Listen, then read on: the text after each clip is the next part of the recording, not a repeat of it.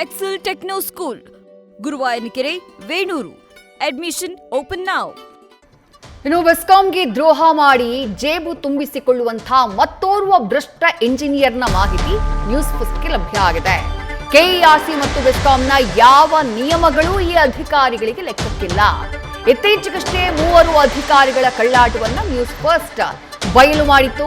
ಈಗ ಬೆಸ್ಕಾಂನ ಮತ್ತೋರ್ವ junior engineer ಕಳ್ಳಾಟ ಬಯಲಾಗಿದೆ. ಕಟ್ಟಡ ಡೆಮಾಲಿಷನ್ ಆಗಿದ್ರೂ ಮೀಟರ್ ಸರೆಂಡರ್ ಮಾಡಿಸಿಕೊಳ್ಳದೆ ಕಳ್ಳಾಟವನ್ನ ಎಸಗಿದ್ದಾರೆ ಈ ಇಂಜಿನಿಯರ್. ಬಳಿಕ ಹೊಸದಾಗಿ ಕಟ್ಟಿದಂತಹ ಫ್ಯಾಕ್ಟರಿ ಗೋಡೌನ್ಗೆ ಹಳೆ ಮೀಟರ್ನಲ್ಲೇ ಕನೆಕ್ಷನ್ ಕೊಟ್ಟಿದ್ದಾರೆ. ಕನೆಕ್ಷನ್ ನಡೆಯುವ ವೇಳೆ ಟೆಂಪರರಿ ಮೀಟರ್ನ ನೀಡಬೇಕು. ಆದರೆ ನಿಯಮ ಉಲ್ಲಂಘನೆ ಮಾಡಿದ್ದಾರೆ ಜೂನಿಯರ್ ಇಂಜಿನಿಯರ್ ಮಂಜು ನಾಯ್ಕ್. ಅವರ ಕಾನೂನು ಬಾಹಿರ ಕೃತ್ಯ ನ್ಯೂಸ್ ಫಸ್ಟ್ಗೆ ಲಭ್ಯವಾಗಿದೆ. ಮತ್ತಷ್ಟು ಡೀಟೇಲ್ಸ್ ನಮ್ಮ ಪ್ರತಿನಿಧಿ ರಘುಪಾಲ್ ನೀಡ್ತಾ ಹೋಗ್ತಾರೆ. ರಘುಪಾಲ್, ಈ ಹಿಂದೆಯೂ ಕೂಡ ಬೆಸ್ಕಾಂನಲ್ಲಿರುವಂತಹ ಈ ಭ್ರಷ್ಟ ಅಧಿಕಾರಿಗಳು, ಲಂಚಬಾಕ ಅಧಿಕಾರಿಗಳ ಬಗ್ಗೆ ನ್ಯೂಸ್ ಫಸ್ಟ್ ಮಾಹಿತಿಯನ್ನ ಬಿಚ್ಚಿಟ್ಟಿತ್ತು. ಈಗ ಮತ್ತೋರ್ವ ಜೂನಿಯರ್ ಇಂಜಿನಿಯರ್ ಮಂಜು ನಾಯ್ಕ್ ಅವರ ಬಗ್ಗೆ, ಅವ್ರು ಮಾಡ್ತಾ ಇರುವಂತಹ ಅಕ್ರಮದ ಬಗ್ಗೆ ಮಾಹಿತಿ ಸಿಗ್ತಾ ಇರೋದು. ಏನೆಲ್ಲ ಡೀಟೇಲ್ಸ್ ಸಿಗ್ತಾ ಇದೆ? ಯಾವ ರೀತಿ ಸರ್ಕಾರಕ್ಕೆ ದೋಖಾ ಮಾಡ್ತಿದ್ದಾರೆ ಈ ಅಧಿಕಾರಿ? ವಿದೇಶಿ ಇತ್ತೀಚೆಗಷ್ಟೇ ಬೆಸ್ಕಾಂ ಇಲಾಖೆಯಲ್ಲಿ 3 ಜನ ಇಂಜಿನಿಯರ್ಗಳು ಯಾವ ರೀತಿ ಸಂಸ್ಥೆಗೆ ವಂಚನೆ ಮಾಡ್ತಿದ್ದಾರೆ, ಜೊತೆಗೆ ಕಾನೂನು ಬಾಹಿರವಾಗಿ ಕನೆಕ್ಷನ್ ಗಳನ್ನ ಕೊಡ್ತಾ ಇದ್ದಾರೆ, ಈ ಬಗ್ಗೆ ವಿಸ್ತೃತವಾದಂತಹ ವರದಿ ಪ್ರಸಾರ ಮಾಡಿದ್ವಿ. ಇದಾದ ಬೆನ್ನಲ್ಲೇ ಮತ್ತಷ್ಟು ಬೆಸ್ಕಾಂನಲ್ಲಿ ಆಗ್ತಿರುವಂತಹ ಅಕ್ರಮಗಳು ಬೆಳಕಿಗೆ ಬರ್ತಿರುವಂತದ್ದು.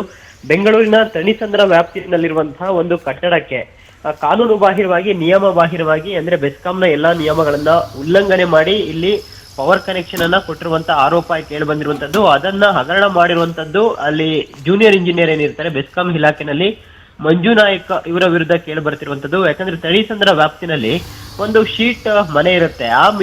ಆ ಮನೆಗೆ ಹಾಕಿರುವಂತಹ ಮೀಟರ್ ಏನಿದೆ, ಅವರು ಅದನ್ನ ಡೆಮಾಲಿಷನ್ ಮಾಡಿ ಹೊಸ ಕಟ್ಟಡ ನಿರ್ಮಾಣ ಮಾಡುವಂತಹ ಸಂದರ್ಭದಲ್ಲಿ ಹಳೆ ಕಟ್ಟಡಕ್ಕೆ ಇರುವಂತಹ ಮೀಟರ್ ಅನ್ನ ವಶಪಡಿಸಿಕೊಳ್ಬೇಕಾಗಿದ್ದು ಬೆಸ್ಕಾಂ ಅಧಿಕಾರಿಗಳ ಕರ್ತವ್ಯ. ಒಂದು ವೇಳೆನಾದ್ರೂ ಮಾಲೀಕ ಆ ರೀತಿ ಮಾಡದೆ ಇಲ್ಲದೆ ಹೋದ್ರೆ ನೋಟಿಸ್ ಅನ್ನ ಕೊಟ್ಟು ಅವರ ವಿರುದ್ಧ ಶಿಸ್ತು ಕ್ರಮ ಜರುಗಿಸಬೇಕಾಗಿತ್ತು. ಆದ್ರೆ ಅಲ್ಲಿ ಹಾಗಾಗಿಲ್ಲ. ಆತ ಹಳೆ ಮನೆಯನ್ನ ಡೆಮಾಲಿಷನ್ ಮಾಡ್ತಾನೆ, ಅದೇ ಒಂದು ಖಾಲಿ ಸೈಟ್ ನಲ್ಲಿ ಮತ್ತೆ ಹೊಸ ಕಟ್ಟಡವನ್ನ ಪುನರ್ ನಿರ್ಮಾಣ ಮಾಡ್ತಾನೆ. ಅದೇ ಕಟ್ಟಡಕ್ಕೆ ಹಳೆ ಮನೆಗಿರುವಂತಹ ಮೀಟರ್ ಅನ್ನೇ ಹಾಕೊಂಡು ಇದೀಗ ಕನೆಕ್ಷನ್ ಅನ್ನ ತೆಗೆದುಕೊಂಡಿರುವಂತದ್ದು. ಆದ್ರೆ ಇಲ್ಲಿ ಬೆಸ್ಕಾಂ ಇಲಾಖೆ ಎಲ್ಲಾ ನಿಯಮಗಳು ಕೂಡ ಉಲ್ಲಂಘನೆ ಆಗಿರುವಂತದ್ದು. ಅಂದ್ರೆ ಒಂದು ಕಟ್ಟಡದ ಕಾಮಗಾರಿ ನಡೆಯುವಂತಹ ಸಂದರ್ಭದಲ್ಲಿ ಟೆಂಪರರಿ ಮೀಟರ್ ಅನ್ನ, ಒಂದು ತಾತ್ಕಾಲಿಕ ಮೀಟರ್ ಅನ್ನ ತಗೊಳ್ಬೇಕಾಗತ್ತೆ. ಅದು ಕೂಡ ಇಲ್ಲಿ ವಯೋಲೇಷನ್ ಆಗಿದೆ.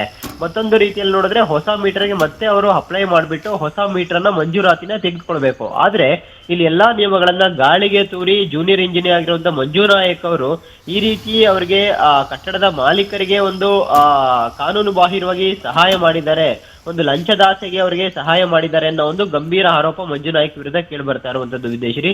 ಇದಕ್ಕೆ ಸಂಬಂಧಪಟ್ಟಂತೆ ಬೆಸ್ಕಾಂನ ಹಿರಿಯ ಅಧಿಕಾರಿಗಳು ಇನ್ನಾದ್ರೂ ಬೆಸ್ಕಾಂನಲ್ಲಿ ಎಲ್ಲೆಲ್ಲಿ ಆದಾಯ ಸೋರಿಕೆ ಆಗ್ತಾ ಇದೆ, ನಿಗಮಕ್ಕೆ ಇಲಾಖೆಗೆ ವಂಚನೆ ಮಾಡ್ತಾ ಇದ್ದಾರೆ, ಇಂತಹ ಭ್ರಷ್ಟ ಇಂಜಿನಿಯರ್ಗಳ ವಿರುದ್ಧ ಶಿಸ್ತು ಕ್ರಮ ತೆಗೆದುಕೊಳ್ಬೇಕಾಗಿರುವಂತದ್ದು ಹಿರಿಯ ಅಧಿಕಾರಿಗಳ ಕರ್ತವ್ಯ ವಿದೇಶಿ. ಥ್ಯಾಂಕ್ ಯು ರಘುಪಾಲ್ ತಮ್ಮೆಲ್ಲ ಡೀಟೇಲ್ಸ್ಗೆ. ನ್ಯೂಸ್ ಫಸ್ಟ್ ನಿರ್ಭೀತಿಯಿಂದ ನಿಮ್ಮ ಪರವಾಗಿ.